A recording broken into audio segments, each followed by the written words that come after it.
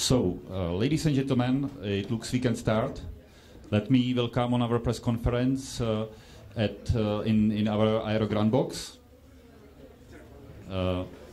I believe most of you have seen the L39NG on static displays, which is over there near to B52.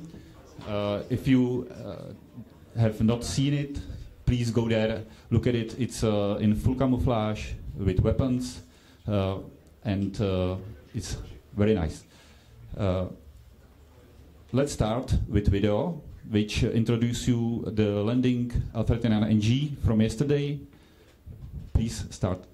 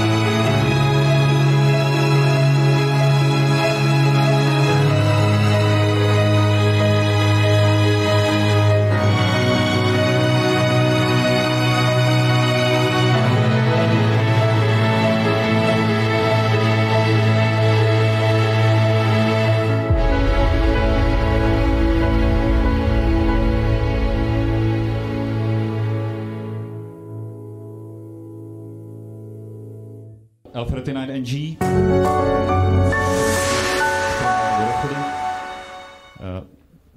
By the way, this video you have on USB flash disk in your press kit, so you can use it. Feel free. Now let me introduce our speakers. First speaking is Mr. Vodochody, the President and CEO of Vodochody. Then Mr. Jiří Podpěra, the President of Strategic Partner of L39NG project of the company Omnipol. And then we have here also the test pilot Jahoda, who did the first flight of the L39NG. Last but not least, we have also here Mr. Jaromír Lang, who's chief designer of the L39NG. After the press conference, all those persons are available for your individual questions. So now please let me pass the word to President and CEO of Vodochody, Vodochody. Thank you, Tobias. Warm welcome from my side, ladies and gentlemen. I'm very pleased to welcome you at the 100th anniversary of Aero today. So, and it's all about the L39NG. So you've seen the static display. You see here the history of the project. So it all started in July 2014 with a very bold decision to announce the next generation aircraft development of the L39. So first flight of the technical demonstrator was in September 2015 with the new engine, with the new avionics, followed in 2017, mid of the year, by the production of the parts. And then, as you all know, in December 2018, the first flight of the aircraft. So March to August we have used to do with the technical demonstrator some avionics installed tests, and as well with the NG some ground and static tests. And since Saturday last week, the aircraft is airborne again, and the flight test has started, and it resumed in the meantime 6th flight on top of the maiden flight end of last year. So these are the main features of the L39NG. So I don't read all of them. You can see it. I think on the, despite from the concept of the fuselage and of the aerodynamics, it's pretty close to the former L39. This aircraft is resuming a huge set of new capabilities. on the airframe side. So just a few points, we guarantee service life of 15,000 flight hours, which gives more than 50 years life cycle to the aircraft. We have a wet wing, we have a single-piece glass cockpit. Cockpit, you don't see any analogical instrument, it's all digital. We have huge capability with the virtual onboard training simulation system. New engine from Williams, very powerful, fuel efficient, reliable. On the pylons, 5 hard points, external fuel tanks you see in the display, and we can carry huge payload. Martin Baker, best-in-class ejection seat, and as well on the avionics, a very enhanced system. So a lot of unique selling propositions. I don't want to read all of them. Just say we are convinced that this aircraft will be the best-in-class jet trainer in the world. It will be outperforming what you know today and what the competitions announce for tomorrow. So on the configurations, we offer 3 configurations: a basic trainer, an advanced trainer, and a light attack version. The basic trainer configuration is the one which we decided to pool certification-wise with the advanced trainer, because we see from the market that everybody would like to have the onboard virtual training system capability, and that's why the certification has not been delayed. We are on track, we are on time, and we will certify the advanced trainer in Q3 2020. And you see as well that we have onboard virtual training capabilities, excellent fuel tanks, night vision, Google, and as well a digital clock. We have a couple of optional elements, which for the interest of time I don't want to spend. And then on the light attack version, we have in the basic configuration storm management systems, air-to-air, missile integration, air-to-ground rockets, integration capabilities, and as well a gun pod. And you will see in the static display where we have the gun pod, where we have the external fuel tanks, and where we have the rocket systems. Here just you see the machine gun on the left side, you see the rocket on the right, and the bottom the missile. That's why compared to competition we have strong light attack capability and weaponry as well. The status on the prototypes on top of the technical demonstrator, which we have seen in the previous years. So we have on the NG 2 flying prototypes on the left top and on the right bottom, and on the right top and the left bottom you see the ground prototypes. In a long story short, we are on track. We have 1 flying prototype. The second flying prototype will enter the flight test in October, and we are running very well on time on the static test and enter the fatigue test in February next year. Some pictures you have seen on the film, so that's why I want to be fast. And on the flight test program has started Saturday last week. We are very confident that we can pursue the flight test program fully on track. We have a lot of commonalities with the previous legacy aircraft. We have fully comprehensive and performant flight test organization, and we have a clear flight test roadmap, which makes us confident that we will certify the aircraft on time. You see, this is a certification milestone. We have for the next 15 months 40 milestones.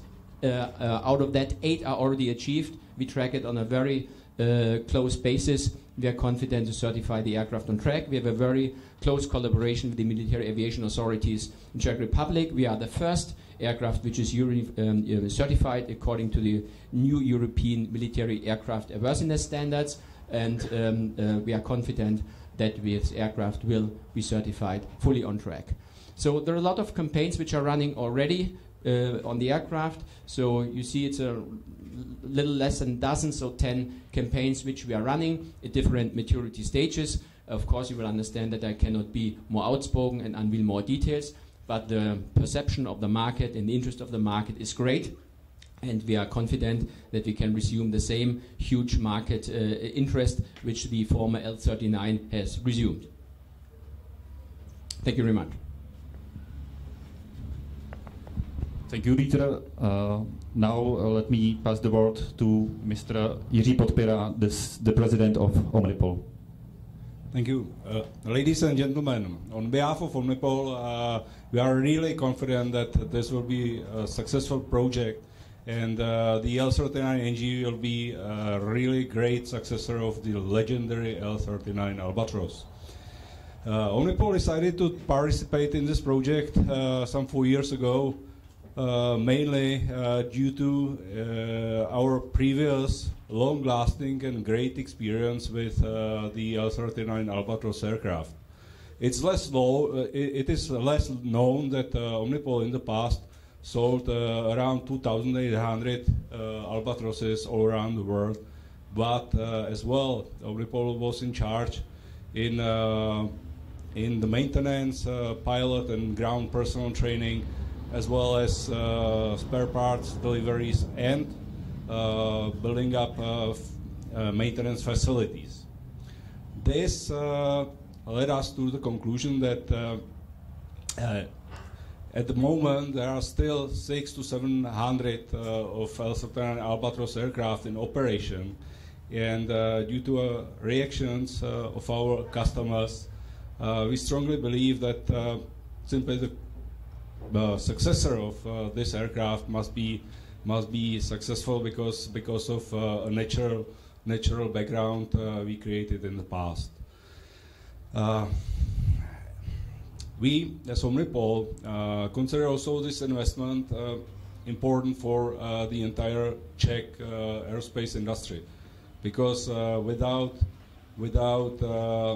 I would say high-tech aerospace production in the Czech Republic, our aerospace industry would not survive for a longer time.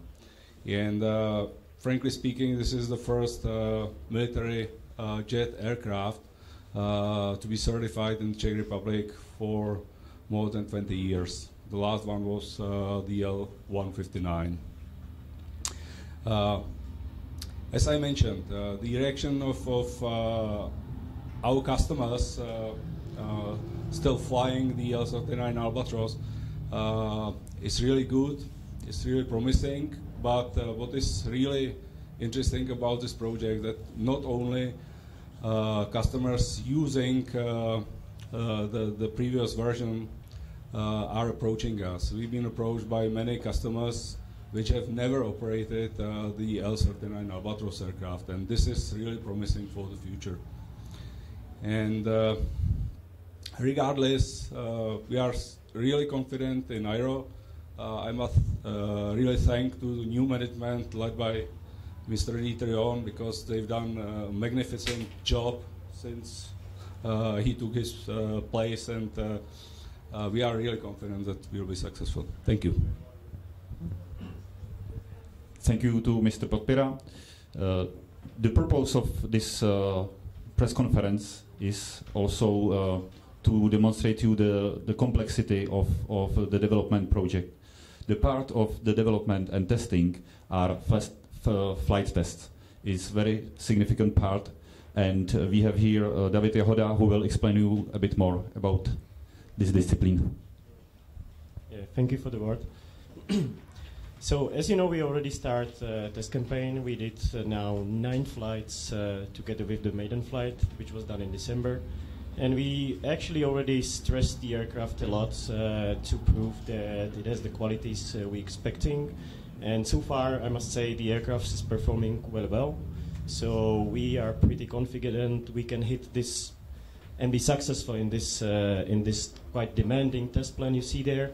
And for sure, the objective is to prove to the authorities that the aircraft has all the qualities they are expecting before the certification is approved. Then you can see on the map it's 2 years test program. The first is to certify the full trainer project, and then immediately after we start certification of the weapon integration. I don't want to dig too much into the details, so I will be available for you here if you want to ask more questions about it. Basically, all the flying qualities of the aircraft, then the weapon integration test, weapon separation test, precision of the weapon system, all these difficult tasks we will be facing in these 2 years, and we are pretty confident that we can be, and we will be successful with that. So, thank you for your attention. I will be available here for you. If there is no additional question, let me finish the press conference. Thank you very much for coming to Aero Ground Box. I hope we will see during the rest of the day, and of course we are able for individual interviews. Thanks a lot.